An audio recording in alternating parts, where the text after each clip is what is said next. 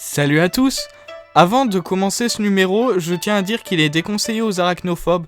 Donc si vous l'êtes, je vous invite à quitter la vidéo parce que vous allez vous sentir mal à l'aise avec toutes les araignées qu'on va voir et avec le mythe que je vais présenter. Vous avez le temps du générique pour quitter la vidéo, donc voilà, vous êtes prévenus.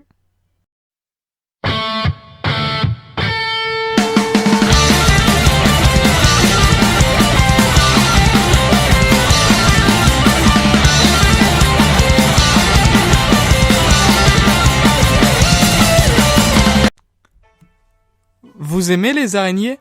Vous savez, les mygales, les tégénaires, les épéires, les veuves noires, les phalangis, les araignées qu'on trouve dans nos maisons et tout ça? Elles ont beaucoup inspiré la mythologie en Occident avec Arachné, ou la Jorogumo au Japon, et ça tombe bien, c'est d'elle que je vais parler dans ce 8e numéro de l'univers Yokai. Mais qu'est-ce que la Jorogumo? En plus d'être le nom commun de la Nephila clavata, dans la mythologie, la Jorogumo c'est littéralement l'araignée prostituée. Super, c'est quoi ces tarifs?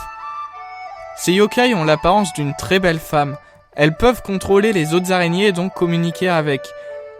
La Jorogumo va donc se servir de ces araignées comme espionnes ou comme gardiennes de leur lieu de vie. Les Jorogumo peuvent également cracher du feu par la bouche.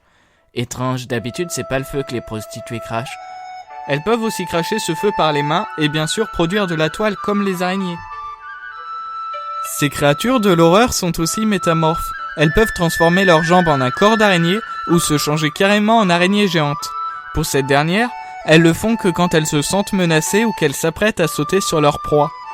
D'habitude, c'est pas plutôt les prostituées qui se font sauter dessus? Elles peuvent aussi tomber amoureuses d'un être humain. L'enfant qui naîtra de cette union héritera des pouvoirs de sa mère. Au moins l'avantage c'est que comme elle a forme humaine, c'est pas considéré comme de la zoophilie. Enfin, ça passe incognito. Tu vas finir par me dégoûter, toi, à force. Elles vivent dans les forêts, les grottes, les habitations humaines. Et pas les caravanes. Tu vas nous en faire combien des comme ça, Oscar? Autant que je peux, mon pote. On n'est pas sorti de l'auberge. Elles sont timides et pacifiques et ne tuent que pour se nourrir, ne s'attaquant jamais aux humains. Une légende de la période Edo raconte qu'une femme séduisait un homme dans une cabane calme en jouant du biwa, un type japonais de lutte. Alors que la victime était distraite par le son de l'instrument, la femme lia sa victime dans des soies à coudre d'araignée pour dévorer la personne à son repas suivant. Selon une autre légende, quand une araignée a 400 ans, elle gagne des pouvoirs magiques. Les premières histoires de Jorogumo peuvent être trouvées dans des œuvres de la période Edo comme Taihei Yakumonogatari et Tonoigusa. Dans beaucoup d'histoires, la Jorogumo change son apparence en belle femme pour demander à un samouraï de l'épouser, ou alors prend la forme d'une jeune femme portant un bébé qui parfois se révèle être un egg sac ou un sac à œufs ou cocon d'araignée. Les dessins, comme celui dans le livre de Toriyama Seiken intitulé Gazuyaki Yako, dépeignent la Jorogumo comme un être mi-femme mi-araignée entouré par ses enfants araignées. Une autre légende raconte qu'un paysan se reposait près d'une cascade, l'échu de Joren, où vivait bien évidemment une Jorogumo, qui essaya de l'attraper en attachant un fil de toile autour de sa jambe. Mais il le remarqua, le détacha et l'enroula autour d'une vieille souche, ce qui lui permit de s'évader. Après cet incident à la cascade, Joren, les villageois ont pris peur et ont arrêté de s'y rendre. Mais un jour, un bûcheron de forestier à l'extérieur de la ville, inconscient de l'histoire de la Jorogumo de Joren, a commencé à couper du bois dans la zone. Après avoir fait tomber sa hache dans l'eau, il plongea dans le bassin pour la récupérer. C'est alors qu'une belle femme a apparu et a rendu la hache, lui disant de ne jamais parler à quelqu'un d'elle. Il a tenu la promesse mais a commencé à se sentir inquiet de l'incident. Un jour, tandis qu'il était ivre, il révéla son secret et s'est senti à l'aise. Il tomba alors dans un sommeil profond pour ne jamais se réveiller de nouveau. Dans une autre version de l'histoire, le bûcheron tombe amoureux de la femme Jorogumo et commence à visiter les chutes chaque jour pour la voir. Mais le temps passe et il commence à devenir de plus en plus faible. Un moine d'un temple voisin croit que le bûcheron a été pris au piège par l'araignée. Donc lui et le bûcheron vont à la cascade ensemble et le moine lit un sutra bouddhiste. Le Kama Sutra. Tu sais Oscar, il n'y a pas que le cul dans la culture asiatique. Donc alors que le moine lit ce sutra, des fils d'araignées apparaissent autour du bassin et essayent de s'envelopper autour du bûcheron. Mais le moine scande son chant bouddhiste et les deux disparaissent alors. Bien que le bûcheron se rend enfin compte au bout d'un moment que la femme était une araignée, il ne peut pas oublier son amour pour elle.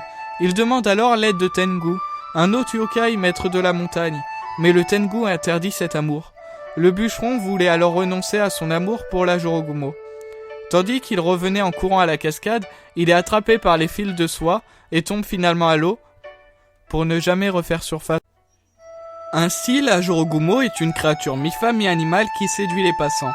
Un peu comme les sirènes, ces femmes oiseaux qui s'attaquent aux marins. Putain, mais qu'est-ce qui se passe ? Ce yokai peu connu en Occident a pourtant eu droit à de nombreuses références dans la culture populaire. Par exemple, en littérature, la nouvelle L'araignée de Hans-Heinz Ewers, parue en 1919, se centre autour d'une mystérieuse fille que le protagoniste appelle Clarimonda. Elle est la première reprise dans la littérature occidentale du concept de la Jorogumo. Dans la courte histoire Magic Dreams, ou Morsure magique en France par Ilona Andrews, la méchante est Jorogumo.